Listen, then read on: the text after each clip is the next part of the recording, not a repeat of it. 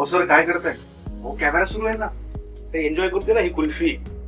अरे ही कुल्फी म्हणजे आमच्या लहानपणाच्या आठवणी आहेत माहिती तुला.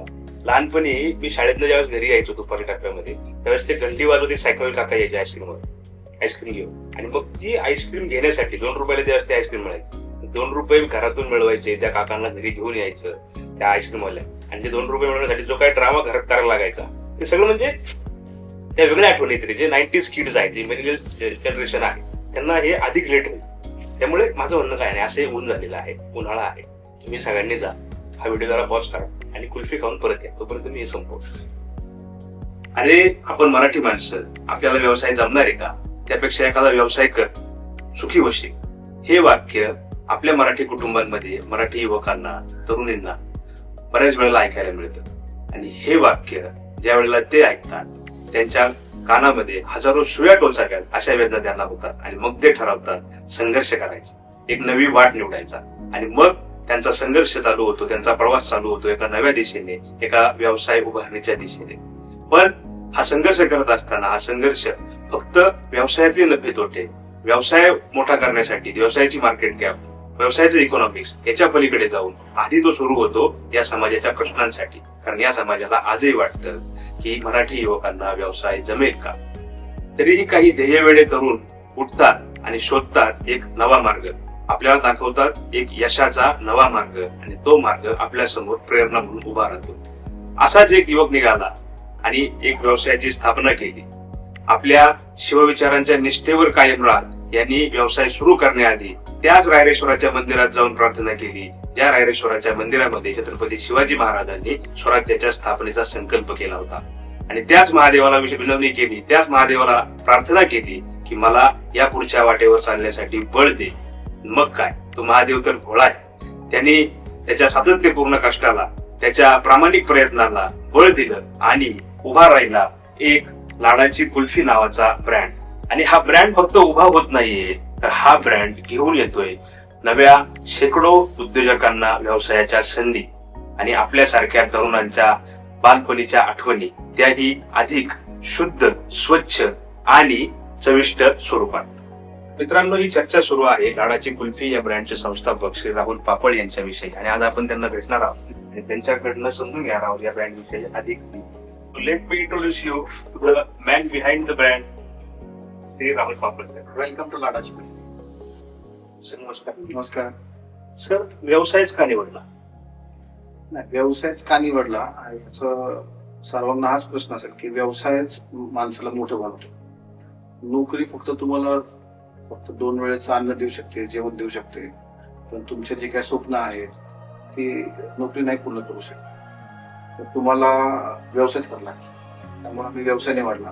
त्याच्या मागची स्टोरी अशी आहे की ती स्टोरी 2014-15 मधली आहे. माझे गुरु दुर्ग महर्षी प्रमोद मांडे सर, ते दुर्ग भटकंती करतात. साधारण त्यांनी 2000 किल्ले पाहिलेत. आणि किल्ले पाहताना की मांडे सर, मी अलिबागला व्याख्यानासाठी मांडे सरांचं व्याख्यान होतं, मी 2 व्हीलर चालवत होतो. तर बोलता बोलता आमची चर्चा अशी झाली की भाऊ, महाराष्ट्रामध्ये छत्रपती शिवाजी महाराजांवरती प्रेम करणे असंख्य लोक आहेत, पण असं का कोणाला वाटत नाही की आपण एखाद्या किल्ला दत्तक घ्यावा, किंवा आपण एखाद्या मोठ्या माणसाकडे आवर्जून वर्गणीला जातो. जास्त होतं कशाला वर्गणी मागतो, काय नाही, पैसे असून सुद्धा महाराजांच्या वर्गणीला सुद्धा लोक पैसे देत नाही. हा प्रश्न ऐकल्यानंतर मला मांडे सरांनी शिव्या दिल्या. त्यांच्या शिव्या म्हणजे आमच्यासाठी फुलं होती. तर अरे, दुसऱ्याला मागण्यापेक्षा तू पण मोठा हो ना, म्हणजे वर्गणी मागणाऱ्यापेक्षा देणार. अशा 2 व्यक्तींनी मला सांगितले, तर प्रमोद मांडे आणि प्रवीणदादा गायकवाड. ते म्हणले तू पैसे कमवणार, तुला कोणी अडवलंय का? मागण्यापेक्षा देणार हो आणि उद्योजक होतो तरच तू हे सगळं करू शकतो. मग तिथून एक व्यवसायाची मला व्यवसायच करायचा असं फिक्स झालं. तिथून हा प्रवास चालू झाला. आणि आनंदाची गोष्ट अशी आहे की ह्याच वर्षी 10 जून 2025 रोजी आम्ही रायरेश्वर किल्ला हा दत्तक घेतला. तिथं आम्ही 10 जून रोजी जिथं शिवाजी महाराज शपथ घेतली त्या पिंडीचं खूप झीज झाली, पण खूप वर्ष झाली. त्याला चांदीचं आवरण आम्ही केलं आणि त्याला वज्रलेप आम्ही केला. आणि रायरेश्वरवरती जी काय अडचण असेल त्याच्यावरती मी उभा राहील. कारण माझं म्हणणं आहे की आम्ही रायरेश्वरला दत्तक नाही घेतला, तर रायरेश्वरने मला ही संधी दिली. मी एवढा मोठा नाही की रायरेश्वर दत्तक घेऊ शकतो.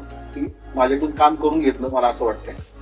आणि असाच तो प्रवास चालवला. आणि हा प्रवास जो आमच्या कंपनीचा आहे तो भविष्यात आमच्या CSR जो कंपनीचा फंड आहे तो गड किल्ले संवर्धनासाठीच जाणार आहे. मराठी कुटुंबातून येताना बऱ्याच वेळेला असं म्हटलं जातं की मराठी युवक व्यवसायामध्ये सक्सेस होऊ शकत नाही, सक्सेस होत नाही. मग असा तुमच्याकडे कधी असा प्रसंग आला का किंवा असा काही अनुभव तुम्हाला आला? नाही, बऱ्याचदा काय आहे की आपण जे बोलतो तेच घडतो. त्यामुळे आपण म्हणतो की मराठी उद्योजक होऊ शकत नाही, पण आज खूप मोठे उद्योजक आहेत ना. सतीश मगर आहे, हनुमंतराव गायकवाड आहे, विलास शिंदे सर आहेत, अशी खूप प्रचंड मोठी लोक आहेत ना. पण आपण त्यांच्याकडे बघतच नाही, कारण आपलं सर्कलच नसतं. त्यामुळे आपणच आपल्याला होत असतो की मराठी उद्योजक नाही. प्रचंड मोठे उद्योजक आहे, आपण विचारापलीकडे उद्योजक आहे, पण आपण ते कामच करत नाही. माझे मित्र चिंतामणी मोटर्स म्हणून आहेत, उज्ज्वल साठे म्हणून, तुमच्याकडं महिंद्रा, टाटा ह्याचे खूप मोठे वेंडर आहेत. त्यांचा टर्नओव्हर पण काही 100 कोटीमध्ये आहे. खूप मोठे लोक आहेत, फक्त आपण त्याच्यातून पोहोचत पाहिजे. सर, कोणताही व्यवसाय सुरू करताना, कोणताही ब्रँड सुरू करताना त्या सगळ्यात पहिल्यांदा त्याचं महत्त्वाचं असतं ब्रँड नेम. आपण त्याचं ब्रँड नेम काय ठेवतो, तर लोगो कसा बनवतो.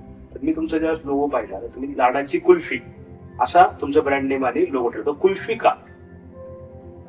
कुल्फी का, एकतर काय व्यवसाय करताना आपलं ब्रँडचं पोझिशन काय असलं पाहिजे, हे ब्रँड उभा करायचे तुमचं डोकं विचारात आलं पाहिजे, लक्षात आलं पाहिजे. म्हणजे माझा ब्रँड मी कुठं पाहतोय आणि माझ्या ब्रँडचं नाव का युनिक पाहिजे. त्याचं कारण काय, तुम्ही मार्केटपेक्षा वेगळे दिसता. मग लाडाची कुल्फीच का, तर ती कुल्फी जी आहे ना ती फिमेल आहे. आपण तो कुल्फी म्हणतो का, तर ती कुल्फी म्हणतो. कुठली फिमेल लाडाचीच असते, ती बायको असू द्या, प्रियसी असू द्यात, आई असू द्यात, बहीण असू द्यात, कुणी असू द्यात, ती लाडाची असते, ती एकदम भारी असते. तर त्यामुळं कुल्फीला आम्ही लाडाची कुल्फी हे नाव दिलं. आणि त्याच्याही पलीकडे जाऊन आम्ही ज्यावेळेस कुल्फी हे ब्रँड नेम दिलं त्यावेळेस मी व्यवसाय करताना एक तर 2 गोष्टी असतात. एक तर तुमच्या आवडीचा व्यवसाय डेव्हलप करा अथवा मार्केटची गॅप शोधा, तसा तुम्ही स्वतः मोल्ड व्हा आणि तो व्यवसाय तुम्ही करा. त्यात यश लगेच आहे. कारण तुम्ही जो आवडीनुसार जर व्यवसाय निवडला तर त्यात यश थोडस जरा लवकर मिळेल, तर पाहिजे मिळत नाही. त्यात खूप मोठा एखादा प्लेअर असतो आणि तीच आवड तुमची असते तर मॅच होऊ शकत नाही. आनंद मिळेल तुम्हाला, पण पैसे किती मिळतील याची शाश्वता बिलकुल नाहीये.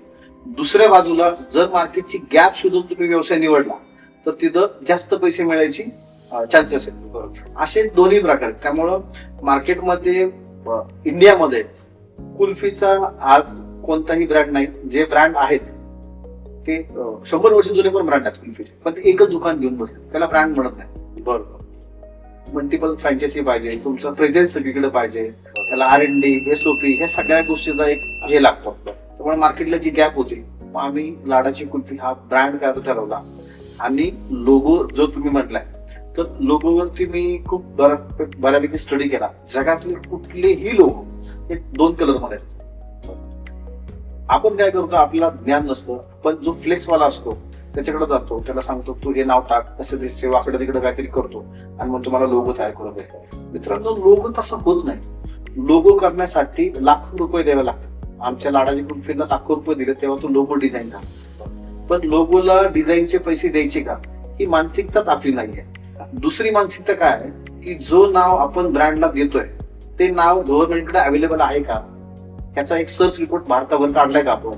आता आपल्याला काय झालंय की सर्वच आपल्या हॉटेलला नाव आहेत, जगदंबा, जय भवानी, जय मल्हार अशीच नाव आहेत. 100% देवाची नावं तुम्ही जेव्हा देता त्याच विचार केला पाहिजे, ह्याचं मल्टिपल जेव्हा शॉप होईल किंवा फ्रँचायझी होईल तेव्हा हे नाव चालणार आहे का. तर ते नाव रजिस्टर होत नाही. खूप लोकांना सांगतोय मी की शहराचं, देवाची नावं, खूप सारी काही नावं आहेत, तर ती नावं आता रजिस्टर होत नाही. त्यामुळं आता मार्केटला काय शॉर्ट आहे, तर व्यवसायाची नावं शॉर्ट आहे. त्यामुळं लाडाची कुल्फी 7 एप्रिल 2018 रोजी ज्या वर्षी लॉन्च झाली त्या दिवशी आमचा लोगो रजिस्टर होता, TM नाही. लोकांना TM आला की लोकांना काय वाटतं, रजिस्टर झाला. नाही होत. तो TM मध्ये टेम्पररी तुम्हाला तो युज करण्यासाठी दिलाय. जसं आपण जागेचे एक हे देतो, नोटीस देतो की एवढी जागा घेते, कोणाला हरकत आहे का, तसं TM आहे, आम्ही आता मार्केटला आलोय, हे नाव कोणाचं आहे का. मग नंतर तो काही वर्षानंतर रजिस्टर होतो आणि त्याचे मालकी हक्क आपल्याकडे येतो. असे माझ्या नावावरती 39 ब्रँड आहेत. सर, थोडं कुल्फीकडे जाऊया. कुल्फीचा उल्लेख हा इतिहासामध्ये आढळतो. आणि त्यानुसार म्हणजे त्यावेळेला ती फार उच्चभ्रू लोकांमध्ये खाल्ली जायची, वापरली जायची. नंतरच्या काळामध्ये ती खूप साऱ्या सामान्य लोकांपर्यंत म्हणजे तुमच्या माझ्या लहानपणी आपल्याकडे ते घंटा गाडी वाजवत एक सायकलवाला यायचा किंवा त्यावेळेस ती खूप मिळायची. मध्यंतरीच्या नंतरच्या काळामध्ये ती अगदी लुप्त होते की काय अशी परिस्थिती आहे. आणि आज परत तुम्ही त्या अशा परिस्थितीमध्ये येताना एक राष्ट्रीय स्तरावरचा ब्रँड लॉन्च केला. तर मग याची काय स्टोरी आहे? नाही, स्टोरी तेच म्हणतो की मार्केटची गॅप शोधली आहे. बरं. की लोकांची आवड काय आहे आणि जसं तुम्ही म्हणले की लुप्त का झाली याच्या मागं 92चं जे धोरण जगाने स्वीकारलं की ग्लोबलायझेशन जे म्हणतो आपण ते स्वीकारलं. ते स्वीकारल्यानंतर काय आली, जगाचे दरवाजे खुले झाले. खुले झाल्यानंतर काय की बाहेरच्या ज्या कंपन्या आहेत त्या कंपन्यांनी भारतामध्ये पाऊल ठेवलं आणि बाहेरचे लोक प्रचंड हुशार आहेत. त्यांना प्रोडक्ट कसा त्याचं ब्रँडिंग काय करायचं, त्याचं लॉन्चिंग कसं करायचं, कस्टमरचा माइंडसेट काय आहे तो वाचला. त्याच्यानंतर एवढा भडीमार आईस्क्रीमचा केला की लोकांना जाहिरातीमधून सांगितलं गेलं की आईस्क्रीम चांगली आहे, चांगलीच आहे, ती खाल्ली पाहिजे. त्याच्यामुळं कुल्फीवाले जे काय नॉर्मल होते ते जाहिरात काय करू शकत नव्हते टीव्हीला, त्यामुळे कुल्फी खाली घेत झाली आणि आईस्क्रीम वरती जात राहील. त्याच्यामुळं आईस्क्रीम ही वाढली आणि कुल्फी ही परत आहे त्या पोझिशनला आली. जाहिरातीमध्ये कमी पडले कुल्फी, जाहिराती ब्रँडिंग मध्ये अजूनही आपण कमी पडतो. अजूनही कमी पडले. आणि कुल्फीचा इतिहास नेमका काय, त्यावेळेला कधी सुरू झाली कुल्फी? कसं नाही, ऍक्च्युली कुल्फी हा शब्द फारसी आहे. कुल्फी म्हणजे फारसी शब्द आहे. आणि अकबराच्या काळात पहिली जी नोंद झाली कुल्फीची म्हणजे लिहिलं गेलं शब्द तो आईने अकबरी नावाचा एक ग्रंथ आहे. अब्दुल फसल त्याचं नाव आहे, तो लेखक आहे. तर अकबर जो असा ना तो एकदम फूडी होता. तर तो रेसिपी लिहायला सुरुवात करे की मी कुठे जरी गेलो तर माझी रेसिपी लिहिली पाहिजे. म्हणून तो बरेचशे रेसिपी बिर्याणी पासून खूप त्या पुस्तकात दिलेला आहे. ज्याला खायचा व्यवसाय करायचा आहे त्याने आईने अकबरी नावाचा ग्रंथ वाचावा, त्याला तिथं रेसिपी मिळते 100%. तर तिथं पाहिलं आम्ही. आणि त्या काळात कुल्फी कोणाला द्यायची माहितीये का? फक्त व्हीव्हीआयपी लोकांना द्यायची. व्हीव्हीआयपी नाही, व्हीव्हीआयपी म्हणजे 16व्या शतकातलं 17वा 18वं जे शतक होतं त्यात सर्वात बेस्ट डेझर्ट म्हणून ही कुल्फी होती. आणि त्यावेळेस अकबर त्याला बर्फ लागायचा. तर दिल्लीवरून जो काय बर्फाळ भाग जो काय जवळ असायचा तिथून घोड्यावरून तो बर्फ लादला जायचा. त्याला मीठ वगैरे लावून चांगलं पॅकिंग करून तो घोड्यावर लादून फास्ट तो दिल्लीमध्ये आणला जाईल आणि मग ती कुल्फी तयार करायची. आणि जो घोडा लवकर येईल रेस लावायचा अकबर आणि मग तो आल्यानंतर तो बर्फ उतरून त्याला बक्षीस दिलं जायचं. एवढा कुल्फीची हिस्ट्री आहे. बरोबर सर. आता कुल्फी आणि आईस्क्रीम म्हणजे बऱ्याच वेळेला कुल्फीकडे फ्रोझन डेझर्ट म्हणून पाहिलं जातं आणि आपण कुल्फी बनवतो. तर याच्यामध्ये फरक नेमका काय? फ्रोझन डेझर्ट हा काय प्रकार? फ्रोझन डेझर्ट ऍक्च्युअली त्यात आईस्क्रीमच म्हणजे दूधच वापरत नाही. बऱ्याचदा काय की पाम ऑइल पासून हा सर्व प्रकार घडलेला आहे. म्हणजे आता शॉकिंग गोष्ट अशी आहे की इंडियामध्ये 95% सगळ्या कंपन्या फ्रोझन डेझर्ट आहे. म्हणजे एक कंपनी काय अशी आहे ती भारतातली नाही, त्या कंपनीचं टर्नओव्हर 1800 कोटी आहे, पण तिचे सर्व प्रोडक्ट फ्रोझन डेझर्ट आहे. दूध वापरत नाही आणि जाहिरात करतात. तुम्ही लेबल कधी वाचलंय का आईस्क्रीम? तुम्ही लेबल वाचत नाही, तुम्ही काय वाचता? जाहिरात वाचता, ब्रँड पाहतो. मग त्याचा एखादा मोठा ब्रँड अँबॅसेडर घेतो आणि आजपर्यंतच्या इतिहासात जो ब्रँड अँबॅसेडर ज्या कंपनीला आहे तो ब्रँड वापरत नाही पर्सनल आयुष्यामध्ये. त्यामुळं त्या ब्रँडकडे आपण त्या जाहिरातीला आपण बोलतो आणि ती आईस्क्रीम खात असतो. XYZ नावाचा चोकोबार येतो मोठा, तो काहीतरी महाग आहे 80-90 रुपयाला. त्या ब्रँडचं नाव घ्यायची गरज नाही त्याला. त्याच्यामध्ये ट्रान्सफॅट आहे. आता हा ट्रान्सफॅट म्हणजे काय? ज्या आईस्क्रीम वरती ट्रान्सफॅट लिहिलेला असेल तो प्रोडक्ट खाऊ नका. आता हा ट्रान्सफॅट काय? हा ट्रान्सफॅट आहे तो शरीराला अतिशय धोकादायक आहे. हा आर्टिफिशियल आहे ट्रान्सफॅट. हा ट्रान्सफॅट म्हणजे काय की पाम ऑइल मध्ये हायड्रोजन ऍड केला जातो आणि ते ऑइल हायड्रोजनेटेड ऑइल केलं जातं. त्याचं काय काम आहे? त्याचं शेल्फ लाईफ वाढवणे, सॉलिड फॉर्म मध्ये नॉर्मल टेम्परेचरला सुद्धा ती घट्ट राहते, कमी टेम्परेचरची सुद्धा आईस्क्रीम मेल्ट होत नाही. अशा सर्व गोष्टी त्या पाम ऑइल मध्ये असतात, ट्रान्सफॅट मध्ये असतात. त्याचे नुकसान काय आहे? तर त्याचं नुकसान हृदयाला आहे, त्याचं नुकसान साखरेमध्ये आपलं शुगर टाईप 2 टाईपचा जो काय शुगर आहे जे आपले डायबिटीज आहे तो जनरेट होतो. त्यामुळे आता वयाच्या 13व्या वर्षी मुलींना हार्ट अटॅक आलाय. तर ह्याचं कारण काय? तर याचं कारण पाम ऑइल आहे. तर हे पाम ऑइल फक्त आईस्क्रीम मध्ये वापरलं जातं का? तर बिलकुल नाही. जे तुम्ही तळलेले चमचमीत पदार्थ खाता त्याच्यात सुद्धा ट्रान्सफॅट वापरलं जातं. ट्रान्सफॅट काय आहे? समजा वडापावचं एखादं उदाहरण फ्रेंच फ्राईज आपण जे आवडीने खातो, ते किती जरी तळलं तरी तेल लवकर खराब होत नाही. नॉर्मल तेल जर आपण केलं तर दुसऱ्या उकळीला ते काळं पडतं. याचे 15-20 उकळ्या करा, ते तेल लवकर खराब होत नाही. त्याच्यावर ट्रान्सफॅट जे काय ऑइल आहे त्याचं कोटिंग तयार होतं आणि त्याचं शेल्फ लाईफ वाढतं. एवढं हानिकारक आहे. म्हणून फ्रोझन डेझर्ट कृपया करून खाऊ नये. आणि म्हणून लाडाची कुल्फी आमची ही ट्रान्सफॅट फ्री आहे. सर तुम्ही मला सांगताय की हे खरं तर भयानक आहे, कारण आपल्या विपणन व्यवस्थेची ताकद वाढवण्यासाठी किंवा शेल्फ लाईफ वाढवण्यासाठी हा जो काही प्रकार करतायत हा खरंच शरीरासाठी धोकादायक आहे. पण मग आज ह्या सगळ्या कॉम्पिटिशन मध्ये, कारण हे लोक करतात तर त्यांना कुठेतरी मार्केटला टिकायचे, कुठेतरी नफ्याचं गणित जुळवायचे म्हणून लोक करतायत. ह्या सगळ्या प्रकार स्पर्धेमध्ये लाडाची कुल्फी वेगळी कशी ठरते? नाही, वेगळी ठरायच्या मागे आहे ना, मी म्हणतो माइंडसेट असतो आणि तुमच्या कुठल्या विचारांनी तुम्ही व्यवसायात आलाय. माझं काय म्हणणं आहे की माझ्यावरती प्रभाव गाडगे महाराजांचा आहे, तुकाराम महाराजांचा आहे, माझ्या आईचा आहे. तुकाराम महाराजांनी त्या काळात सांगितलं की चांगला पैसा आरोग्य देतो, वाईट पैसा निरोगी करतो, तुम्हाला झोपून देत नाही. त्यामुळे मला निरोगी राहायचं, मला लवकर झोप पाहिजे.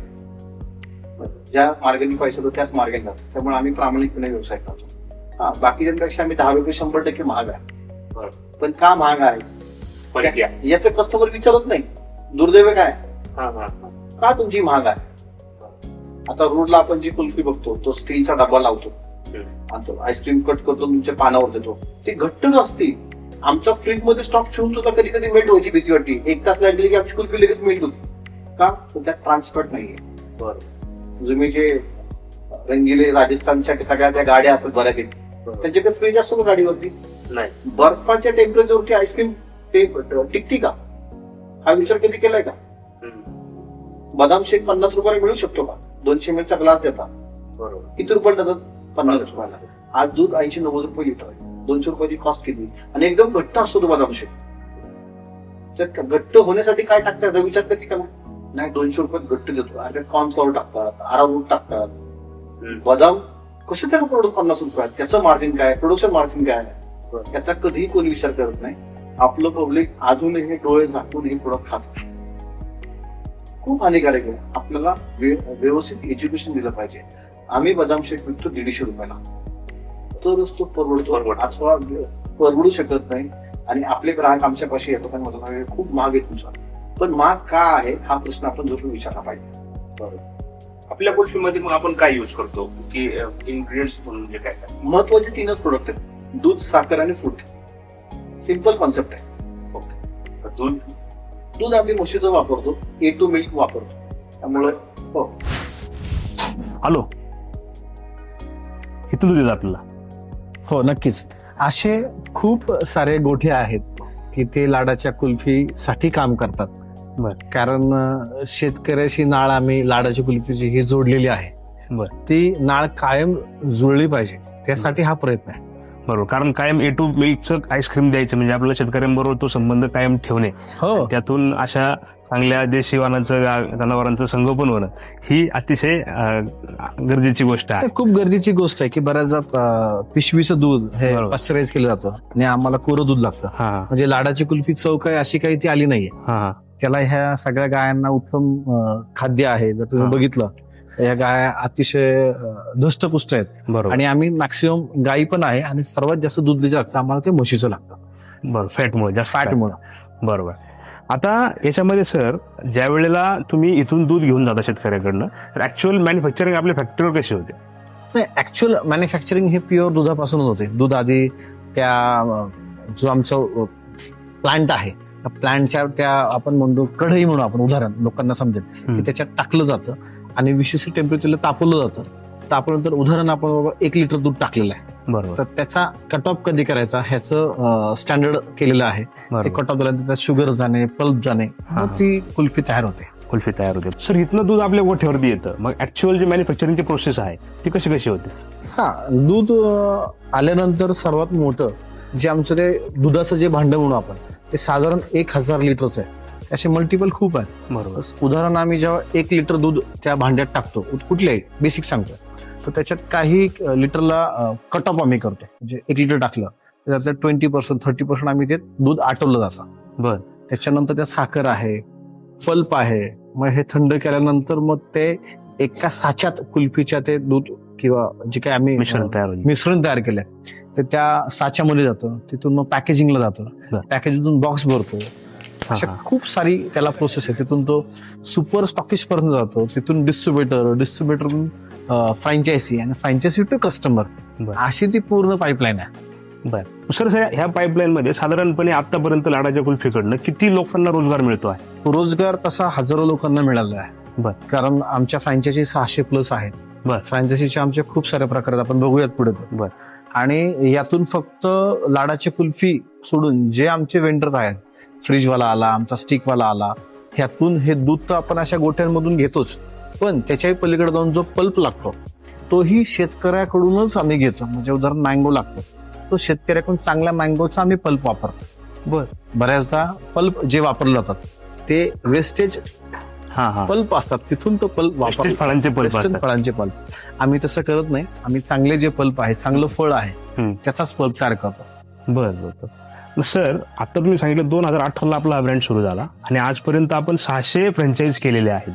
तर हा टप्पा पूर्ण गेल्या 5-6 वर्षातलाच आहे. 7 वर्षात, त्यात 2 वर्ष लॉकडाऊन होतं. मग ह्या इतक्या कमी कालावधीमध्ये तुम्ही याला किती चांगल्या म्हणजे याचं ब्रँडिंग कसं केलं, याची जाहिरात कशी झाली आणि यातून कसं तुम्हाला इतके लवकर फ्रँचाईज मिळाले लोकांना? एक तर सर आम्ही जाहिरात आमची आजही सोशल मीडियाला कुठंच पोस्ट नाही की तुम्ही आमची फ्रँचायझी घ्या म्हणून. त्याचं कारण असं की हा जो ब्रँड आहे ना, ग्राहकांनी मोठा केलेला आहे, फ्रँचायझीने माझ्या मोठा केलेला आहे. एखादी फ्रँचायझी ज्यांनी घेतली त्याला चांगलं परवडलं, त्याला आमची सिस्टीम कळाली, त्यांनी ती फ्रँचायझी घेतली, त्यांनी पुढे सांगितली. म्हणजे आमचे काही योगेश आहे, महेश आहे, यांनी खूप मेहनत घेतली, खूप सारे लोक याच्या. बरोबर. त्यांनी घेतल्यानंतर सांगितलं बाबा तू पण घे, मला परवडतंय. म्हणजे एखादा ब्रँड कसा मोठा व्हावा त्याचं आमचं जिवंत उदाहरण म्हणजे लाडाची कुल्फी. कारण एकामेकाला कनेक्टिंग सांगून हा ब्रँड मोठा झालाय. बरोबर.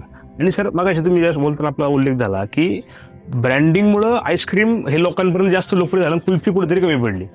नेमकं व्यवसाय कोणताही करत असताना ब्रँडिंगचं महत्व त्यात किती आहे? नाही, ब्रँडिंगचं महत्व 1,00,000% आहे. पण त्याच्याही पलीकडं ब्रँडिंगच्या आधी तुमच्या प्रोडक्टवर काम केलं पाहिजे, नंतर ब्रँडिंगवर काम केलं पाहिजे. बऱ्याचदा आपण खूप सारं उलट करतो, ब्रँडिंगवर जास्त काम करतो आणि तो प्रोडक्ट ज्या दिवशी ग्राहकाकडे जाईल तो आवडत नाही आणि तो प्रोडक्ट तिथंच थांबला जातो. नवीन तुम्हाला परत कस्टमर शोधायचा आहे. लाडाची कुल्फी बाबतीत होत नाही. ते एकदा कस्टमरने आमची कुल्फी खाल्ली की तो रिपीट होतो. हेच आमचं ब्रँडिंगचं गमक आहे. बरोबर. पण आणि ज्या वेळेला अशा प्रकारे कोणतंही ब्रँडिंग करायची वेळ येते किंवा कोणताही ब्रँड व्यवसायाकडे पाहतो किंवा कोणताही व्यवसाय ब्रँडिंगकडे पाहतो, तर साधारणपणे आज मीही त्या ब्रँडिंगच्या व्यवसायात आहे, तर अनेकदा मला असं दिसतं की कुठेतरी मराठी उद्योजक ब्रँडिंगकडे खर्च म्हणून पाहतात, त्याच्याकडे इन्व्हेस्टमेंट म्हणून पाहत नाही. नेमकं तुम्ही ह्या नव उद्योजकांना काय सल्ला द्या? नाही, ब्रँडिंग फार गरजेची आहे आता. कारण लाडाची कुल्फी आता ई-कॉमर्स वरती येते. बरोबर. सर्वात आनंदाची गोष्ट आहे. बरोबर. ई-कॉमर्स वर येत असताना की सोशल मीडिया हा सगळ्यात स्वस्त मीडिया आहे की तो तुमच्या लोकांपर्यंत पोहोचू शकतो. की आता ब्रँडिंगचा खर्च पकडायचा काय इन्व्हेस्टमेंट पकडायची? माझं म्हणणं आहे ती इन्व्हेस्टमेंट पकडली पाहिजे. बरोबर. कारण आता लोकांपर्यंत आपण पोहोचलं पाहिजे. बरोबर. जे ब्रँड म्हणायचे की आमची कुठेही शाखा नाही, आज ते सुद्धा शाखा काढतायत. ब्रँडिंग खूप गरजेचं आहे. बरं सर, आता या आपल्या इतक्या फ्रँचायझी आहेत, तुम्ही सांगितलं की ई-कॉमर्स आपलं येतंय, तर साधारणपणे आणखीन कोणत्या कोणत्या प्रकारच्या संधी नवीन उद्योजकांना आपल्या लाडाच्या कुल्फी याच्या ब्रँडकडनं आहेत? नाही, आमच्याकडे तर असे पण संधी तुमच्याकडे पैसे नसले तरी चालतील. बरं. पण तुम्ही गरजू पाहिजे. बरं. म्हणजे एक तर आम्ही तुम्हाला मी काही फ्रँचायझी माझ्या दाखवेल.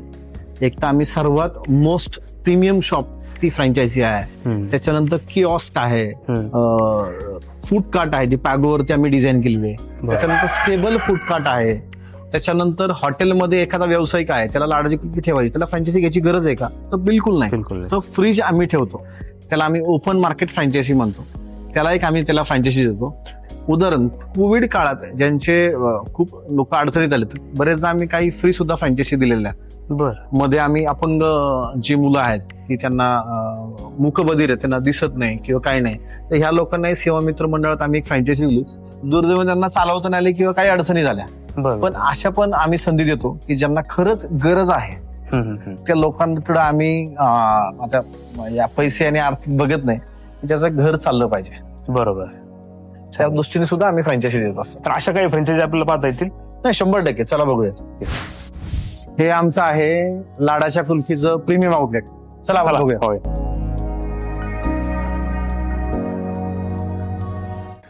सर छान आहे तुमचं आउटलेट. तर हे तुम्ही म्हणाल की प्रीमियम आउटलेट आहे, तर प्रीमियम आउटलेट म्हणजे नेमकं काय? फ्रँचायझी आपली जी काही शॉपची आहे त्याला आपण प्रीमियम आउटलेट म्हणतो. याच्यात काही पद्धती आहेत. म्हणजे ह्या शॉपमध्ये तुम्हाला 3ही सेगमेंटची आईस्क्रीम मिळतात. एक तर तुम्हाला स्टिक कुल्फी मिळते इथं तुम्हाला रोल कुल्फी मिळते, इथं तुम्हाला मटका कुल्फीमध्ये, म्हणजे कुल्फीमध्ये 3 प्रकार येतात. 3 प्रकार कुठले? तर सर्वात पहिला प्रकार जो स्टिकचा कुल्फीचा, जो आपण जनरली खात असतो. दुसरा प्रकार आहे जो आपण केळीच्या पानावरती आपण ती कापून कुल्फी खातो, त्याला आम्ही रोल कुल्फी म्हणतो. ती सुद्धा इथे अवेलेबल आहे. तिसरी महत्वाची गोष्ट की तिथं मटका कुल्फी, जी मटक्याच्या मध्ये कुल्फी खातो आपण, ओके, हा, ती सुद्धा इथं मिळते, अवेलेबल आहे. त्याच्याही पलीकडे जाऊन आम्ही कुल्फी पुरतं नुसतं मर्यादित आता नाहीये. ह्या शॉपमध्ये आल्यानंतर एक अम्ब्रेला बनवलं आहे. अम्ब्रेला म्हणजे काय की जेव्हा तुम्ही नॅचरल जाता किंवा कुठलाही ब्रँड घ्या, बरोबर, तर त्या ब्रँडकडे गेले की फक्त कुल्फीच मिळते किंवा आईस्क्रीमच मिळते. काही ब्रँडकडे फक्त मस्तानीच मिळते. तर लाडाची कुल्फीमध्ये हे तसं नाहीये. लाडाची जरी कुल्फी हा ब्रँड नेम जरी असला तरी त्याच्या अंडर तुम्हाला कुल्फी मिळते, आईस्क्रीम मिळते, फालुदा मिळतो, मस्ताने मिळते, काही आईस्क्रीमचे कॉकटेल्स मिळतात, काही हॉट अँड कोल्डचे आयटम मिळतात, म्हणजे गुलाबजाम विथ आईस्क्रीम्स, अशा खूप सारे आयटम आमच्याकडे मिळतात. त्याच्यानंतर आम्ही फॅमिली पॅक जे आहेत ते सुद्धा डेव्हलप केलेत. म्हणजे आमची गोल्डन सिरीज नाव एक फॅमिली पॅक आहे. 1 लिटर ची आईस्क्रीमची किंमत आमची 500 रुपये. बर. पण पुन्हा त्याच्यावरच येतो की 500 रुपये का हे का, तर त्याच्यात A2 मिल्क आहे, 100% मिल्क प्रोडक्ट आहे. ड्रायफ्रूट सुद्धा जे वापरतो आम्ही ते तुपामध्ये रोस्ट करून आईस्क्रीम मध्ये वापरतो. बर. मग ते ड्रायफ्रूट वापरले जातात, त्याचे वापरले जात नाही. बरं, त्याला आणखी अधिक त्याचा क्रिस्प येत असेल. आधी त्याचा क्रिस्पी येतो. आणि मी काय म्हणतो की रॉ प्रोडक्ट जर चांगला असेल ना तर तुमचा शेवटचा एंड प्रोडक्ट जो आहे तो फिनिश प्रोडक्ट निघतो. येस, निश्चित. म्हणजे प्रीमियम आउटलेट मध्ये थोडक्यात एव्हरीथिंग इन वन रूफ असं आपण त्याला म्हणतो. नक्कीच. आणखीन कोणत्या प्रकारचे आउटलेट्स आपले आहेत किंवा आणखीन कोणत्या प्रकारचे आपण हे सर्वात पहिलं आमचं प्रीमियम शॉप आहे. आणि एक किऑस्क मॉडेल आहे. त्या किऑस्क मॉडेलला आपण जाऊया. ओके. मग ह्या सगळ्या सर ह्या फ्रँचाईज मॉडेलमध्ये आतापर्यंतचा जो काही अनुभव आहे गेल्या 2-4 वर्षामध्ये बऱ्याच तरुणांचा, की फ्रँचायझी मॉडेलमध्ये फक्त आईस्क्रीमच म्हणत नाही, वेगवेगळ्या क्षेत्रातल्या फ्रँचायझी मॉडेलमध्ये मोठ्या प्रमाणावर काही तरुणांची फसवणूक झालेली आहे. मोठ्या प्रमाणावर फ्रँचायझीच्या अमाऊंट घेतल्या गेल्या आणि नंतर 1-2 वर्षामध्ये दुकानं बंद झाली आणि त्यातून मग बऱ्याचदा तरुणांचं मोठं नुकसान त्यामध्ये झालं आणि कुठेतरी याला एक ह्या व्यवसायामध्ये येण्याला भीती तरुणांमध्ये अधिक वाढली. ह्याच्याकडे तुम्ही कसं पाहता? नाही, बऱ्याचदा काय आहे की मी सांगतो की 2018 आणि 19 जो वर्ष होतं ते फ्रँचायझीने एकदम बूम ते वर्ष होतं. आणि त्यावेळेस एक्झॅक्ट तरुणांना माहित नव्हतं की कुठली फ्रँचायझी घ्यायची असती, फ्रँचायझी घेताना आपल्या काय पद्धती पाहिजे, त्याला काय नियम आहेत. आणि सर्वात महत्वाचा पहिला नियम आहे की जो प्रोडक्ट तुम्ही फ्रँचायझी घेताय त्याची क्वालिटी बघितली पाहिजे, त्याचं मार्जिन बघितली पाहिजे, त्याची सर्व्हिस बघितली पाहिजे. या सर्व खूप साऱ्या गोष्टी आहेत. म्हणजे उदाहरण एखाद्या हॉटेलचं पाहू तर हॉटेलची चेन का वाढली नाही त्याच्या मागे काय की त्याचे किचन बदलतात. बर. किचन बदलले की हात बदलतो. म्हणजे उदाहरण आपलं एकच घर असतं पण आईने केलेली भाजी वेगळी लागते, बायकोने केलेली वेगळी लागते, बहिणीने केलेली भाजी वेगळी लागते. घर एकच असतं, रेसिपी तिघींच्या वेगळी असते. पण लाडाच्या कुल्फीमध्ये तसं होत नाही, कारण ह्याचं किचन एकच आहे आणि सप्लाय चेन मल्टिपल ठिकाणी आहे. त्याच्यामुळे तुम्ही महाराष्ट्र जरी कुल्फी खाल्ली तर तशीच लागते. तुम्ही गुजरातमध्ये खावा, गोव्यामध्ये खावा, कर्नाटकमध्ये खावा, ती सेम लागते. बरोबर. सर ह्या आपल्या फ्रँचायझी मॉडेलचं साधारण ROIचं पॅटर्न कसं आहे? ROIचं पॅटर्न काय, समजा प्रीमियम शॉप्स आहे, किऑस्क आहे, कार्ट मॉडेल आहे, जसं म्हणलं की स्टेबल किऑस्क आहे, ई कॉमर्स आहे, हॉटेल फ्रँचायझी ओपन मार्केट्स आहेत. ह्यांच्या सर्वांच्या वेगवेगळ्या पद्धतीने आहेत. म्हणजे मॅक्सिमम किती काही जरी झालं तर 3 वर्षाच्या आतमध्ये तो ROI मिळून जातो. आता ज्या काही कार्ट आहेत, म्हणजे कार्टचं तर एक उदाहरण असे आहेत काही. म्हणजे आता आम्ही कोकणामध्ये काही कार्ट आहेत, काही कोल्हापूरला आहेत. म्हणजे जत्रा आणि ह्या सगळ्या कॉन्सेप्ट जर त्यांनी त्या कार्ट मधून करतात तर 3-3 दिवसाला त्यांनी 3-3 लाख रुपये बिझनेस केलेले आहेत कार्टवरती. हा, म्हणजे काही आता एक्झिबिशन्स असतील, म्हणजे आताच MEH एक्झिबिशन झालं, भीमथडी झाली, तर तिथं आमची जेव्हा स्टॉल लागतात तेव्हा 9-9 लाख रुपये तिथं सेल होतो. तर आपण आपलं शॉप म्हणजे पहिल्यासारखा बिझनेस नाही राहिला, नुसतं शॉप पुरतं कार्ड पुरतं न राहता आपण सुद्धा आपलं शॉप सोडून जिथं पब्लिक आहे तिथं ते मॉडेल गेलं पाहिजे. ह्यासाठी आम्ही मग पॅगोचं जो पॅगो मॉडेल म्हणतो आम्ही ते डेव्हलप केलं. थोडक्यात हा एक मला ब्रँडिंगचाच पार्ट वाटतो, म्हणजे ग्राहकापर्यंत थेट पोहोचणं, वेगवेगळ्या भागाच्या माध्यमातून पोहोचत असताना आपापले वेगवेगळे आउटलेटचे स्ट्रक्चर तयार करणं आणि त्या माध्यमातून लोकांपर्यंत पोहोचण्याची आयडिया आहे ब्रँडिंग. आता हेच भुगावच्या शॉपमध्ये तर बिझनेस होतो, पण त्याच्याही पलीकडे जाऊन ही फ्रँचायझी सॉंगबर्ड, फॉरेस्ट ट्रेल अशा खूप साऱ्या ज्या बावधन मधल्या भुगाव मधल्या ज्या फ्रँचायझी आहेत, तिथं नवरात्रीचा कार्यक्रम असतो सोसायटीमध्ये, तर आवर्जून लाडाच्या कुल्फीला आमंत्रण दिलं जातं. तुम्ही तिथे या, तुमचा स्टॉल लावा, मग आम्ही तिथं मस्तानी, फालुदा किंवा कुल्फी ह्याच्या माध्यमातून आम्ही सोसायटीपर्यंत सुद्धा पोहोचतो. अरे वा. मग सर आता तुमच्या इतक्या सगळ्या फ्रँचायझी मॉडेल आहेत, वेगवेगळ्या डिफरंट किओस्क आहे, स्टँडिंग किओस्क किंवा आणखी काय काय प्रकार आहेत, तर साधारणपणे यातल्या कोणत्या समजा उद्या कोणत्या युवकांनी मागणी केली आम्हाला फ्रँचायझी पाहिजे, तुम्ही सजेस्ट कसं करता की तुम्ही हे घ्या ते घ्या, कोणतं मॉडेल तुम्ही कोणाला सजेस्ट? नाही, काय प्रत्येकाची रिक्वायरमेंट असते, प्रत्येकाची गरज असते. एखादा माणूस होतो की आम्हाला कार्टवर नाही बसायचं, आम्हाला ते योग्य नाही वाटत, त्याने किओस्क घ्यावं. ज्याचं स्वतःचं शॉप आहे, जवळ आहे, तर त्यांनी ते शॉप मॉडेल घ्यावं. त्याला खूप सारे कॉन्सेप्ट आहे. फक्त महत्वाचं काय आहे की गरज ही फार महत्वाची आहे. बरोबर. म्हणजे तो त्याला गरज आहे का, तो तिथं वेळ देणार आहे का, बरोबर. त्या खूप साऱ्या गोष्टी त्याच्यात आहेत. म्हणजे ऑलरेडी आता जर आमच्या मेलला जर चेक केलं तर 9,500 लीड लाडाच्या कुल्फीला पडलेले आहेत. असं कुठलं राज्य राहील नाही की तिथून आम्हाला लीड आलेली नाही. पण ह्या लीड आल्या म्हणून द्यायच्या का, तर मी म्हणतो अजिबात द्यायच्या नाही. बरोबर. म्हणजे तुमच्या समोरच तुम्ही आता शॉप ऑफिसमध्ये बस पाहिल्या, सर मी त्याला काय पद्धतीने बोललोय तुम्ही आवडून पाहिलं, तेव्हा पूर्ण जर तुझी तयारी असेल वेळ द्यायची तरच तू या व्यवसायात आलं पाहिजे. आता बऱ्याचदा असं झालंय की आता बरेच जणांचे पैसे लागतात आणि आमची इज्जत लागते, असा काय प्रकार फ्रँचायझी मालकाच्या बाबतीत पण होता. बरं, तुम्ही मागाशी उल्लेख केला की आपलं किओस्क मॉडेल पण आहे, तर आपण ते पाहिलं जाऊ शकतो का? चला.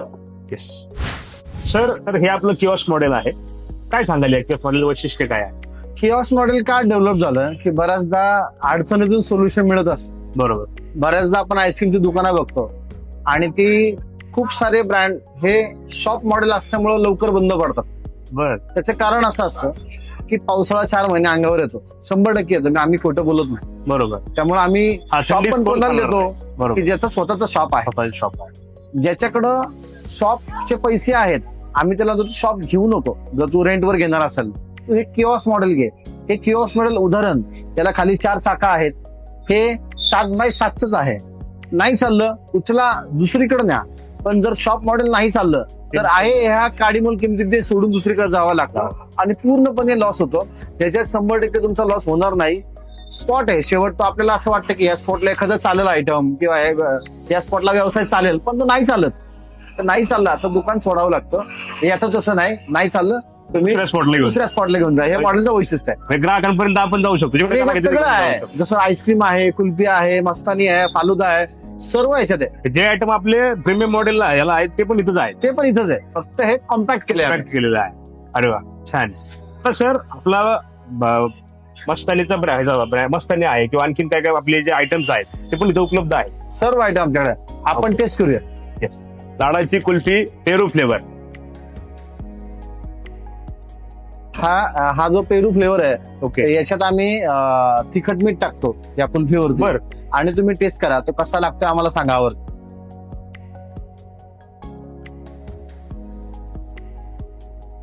ऍक्च्युअल पेरू खाल्ल्याचा फील आहे. ज्यावेळेस तुम्ही कुल्फी खाता तर कुल्फीला जर मी बघितलं तर कुल्फीला स्मेल भरपूर बिलकुल येणार नाही.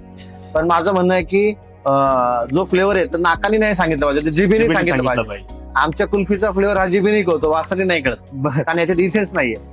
नाही, खरंच अगदी पूर्णपणे पेरूचा फ्लेवर याला आहे. हो, पूर्णपणे पेरू लागतो आणि पहिल्या बाईटला तो फ्लेवर मेंदू पर्यंत जातो.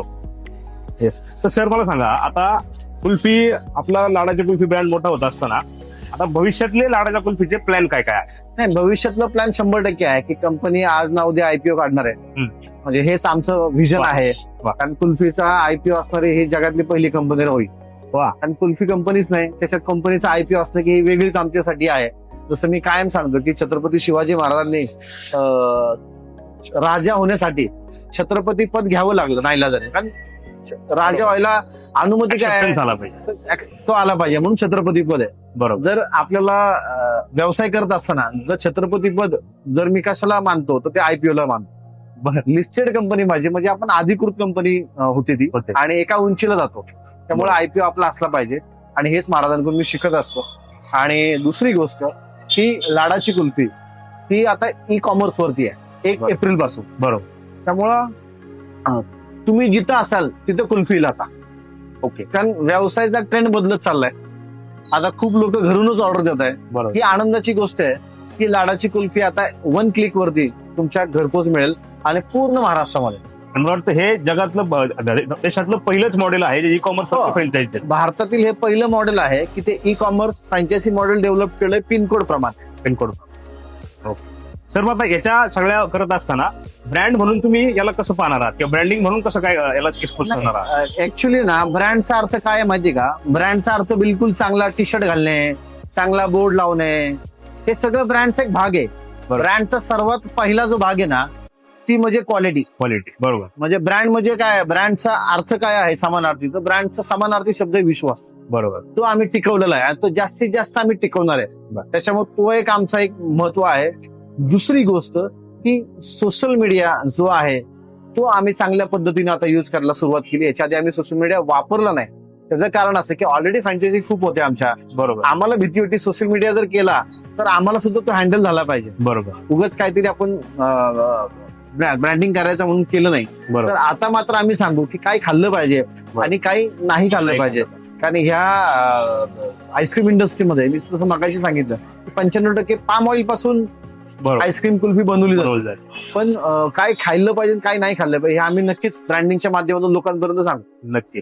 आणि सर, आता जर काही लोकांना आपला व्हिडिओ पाहून ज्या युवकांना आपल्या फ्रँचायझी मॉडेलमध्ये यायचं आहे तर त्यांनी संपर्क कुठं करायचा आपल्याला? नाही, मी तुमच्या लिंक मध्ये खाली नंबर देईल तुम्हाला. ओके. त्या नंबरवरती फोन करावा. येस. मी पुन्हा सांगतो की युवकांनी हा व्हिडिओ चांगला वाटला म्हणून बिलकुल फ्रँचायझी घेऊ नये. येस. तुम्ही आमच्या फ्रँचायझीला आलं पाहिजे, ती कुल्फी खाल्ली पाहिजे, बरोबर. त्या फ्रँचायझीला विचारलं पाहिजे खरंच धंदा होतो का बाबा, बरोबर. मालक तुझा फोन उचलतो का, कंपनी रिप्लाय देते का, सर्व्हिस देते का, वेळेवर माल देते का, या सर्व गोष्टी विचारल्या पाहिजे.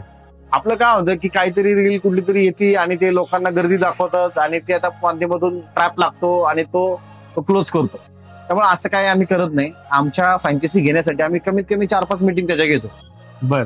म्हणजे आमचं म्हणणं आहे की मी मगाशी म्हटलं तसं की आमची आता इज्जत लागलेली आहे. बरोबर. आणि फ्रँचायझीचे पैसे लागतात. तर असं काही व्हायला नको. दोघांचं कॉम्बिनेशन हा व्यवसाय चालला पाहिजे. त्यामुळे युवकांना एवढंच म्हणणं आहे की गर्दी दिसती म्हणून कुठली म्हणून तुम्ही फ्रँचायझी घेऊ नका. क्वालिटी बघितले पाहिजे, मार्जिन आहे, सर्व्हिस आहे, खूप सारी अंग आहेत फ्रँचायझी घेण्यासाठी. ते सर्व बघून तुम्ही व्यवसायात उतरलं पाहिजे. मला वाटतं कोणताही ब्रँड ओनर इतकं प्रामाणिक मत देणार नाही आणि आपल्या फ्रँचायझी घेण्यासाठी इतके मापदंड लावलेले पहिल्यांदा व्यवसाय पाहिलेले आहेत. तर सर, आता शेवटचा प्रश्न, कुल्फी तुमचा कुठेतरी तुम्हाला आवडणारी गोष्ट आहे म्हणून तुम्ही या व्यवसायामध्ये आलेले आहे. तुम्ही एक कुल्फी चाहते म्हणून त्या व्ह्युअर्सला काय सांगा? नाही, कुल्फी चाहता म्हणून मी 100% सांगेल की कुल्फी ही 16व्या शतकापासून आहे. बरोबर. कुल्फी आपली संस्कृती आहे, आपली परंपरा आहे. लहानपणी गारेगार म्हणले की प्रत्येकाला ती घंटी वाजती, वाजलेली दिसती, ती हातगाडी आलेली दिसती, ते पायजामा शर्ट वाला एक माणूस आहे, तो बरोबर. डोक्यावर तो मटका घेतो, लाल कपडा बांधलेला असतो. बरोबर. आणि तो जो प्रवास आहे तो मी डोळ्यांनी पाहिलेला आहे. बरोबर. आता कुठेतरी मधल्या काळात तो ड्रॉप झालता. हम्म. त्यामुळं त्याची उंची आणि ही लाडाची कुल्फीची उंची तिथून ते इथपर्यंत आम्ही ती उंची वाढवलेली आहे. भविष्यात ग्राहकांनी एवढं प्रेम लाडाची कुल्फीवर दिलं त्यामुळे ग्राहकांनी आमची उंची वाढवली होती. आमची कॉन्सेप्ट होती की लोक कुल्फी खावी म्हणून, पण ग्राहकांनी हा ब्रँड डोक्यावर घेतलाय आणि ग्राहकांनीच हा ब्रँड मोठा केला. वा. नो डिजिटल मार्केटिंग, नो काय, ग्राहकांनी मोठा केलेला ब्रँड आहे. आता डिजिटल थ्रू आम्ही लोकांपर्यंत चांगल्या पद्धतीने अजूनही. ग्राहकांना काय सांगा? ग्राहकांना एवढंच सांगेल की कुठलाही ब्रँड खावा, खाताना जर त्यात ट्रान्सफॅट आढळला तर अजिबात कुठलाही ब्रँड खाऊ नका. खायच्या आधी लेबल वाचायला शिकलं पाहिजे आपण. लहान मुलांना 70-80 रुपयाचा जो चोकोबार आलेला आहे, मी कायम सांगतो, तो खाल्ला नाही पाहिजे. त्याच्यात सर्वात जास्त ट्रान्सफॅट आहे, सर्वात जास्त पाम ऑइल आहे. बरोबर. त्यामुळं जी आपली कुल्फी पारंपरिक आहे तिला जेवढं ग्रॅम आहे तेवढंच ML आहे. बरोबर. बरगतचा आहे, दुधाची प्युअर आहे, ओतीव आहे, तीच कुल्फी खाल्ली पाहिजे. आईस्क्रीम ही 100 ML असती पण ग्रॅम 40च असते, त्यात पूर्ण हवा असते. त्यामुळे खाताना प्रत्येक ग्राहकाला विनंती आहे की तुम्ही दर्जेदार उत्पादनं खाल्ली पाहिजे. आणि दर्जेदार उत्पन्न खायचं असेल तर लाडाची कुल्फीचे दरवाजे तुम्हाला ई कॉमर्स वरती पण उघडे आहेत आणि बरोबर. ऑफलाईन सुद्धा उघडे आहेत. उघडे. तेव्हा जिथे जिथे कुल्फी दिसेल, जिथे जिथे ई कॉमर्स दिसेल, तिथे तुम्ही लाडाची कुल्फी भरभरून खाल्ली पाहिजे. उन्हाळा असू, पावसाळा असू, थंडी असू, आमची कुल्फी 100% दुधापासून बनलेली आहे. त्यामुळे तुम्हाला सर्दी खोकला बिलकुल होणार नाही. तर कुल्फी हा एकमेव असा डेझर्ट आहे जो तुम्ही असं रॅन्डमली खाऊ शकता. आणि हा कुल्फी, हा डेझर्ट, ही कुल्फी खरंच आरोग्यासाठी देखील चांगली आहे. 100% दुधापासून बनलेली आहे. त्यामुळे तुम्हाला जेव्हा केव्हा डेझर्ट खावं वाटेल, लाडाच्या कुल्फीला या आणि हे उत्तम पेरूची कुल्फी नक्की खा.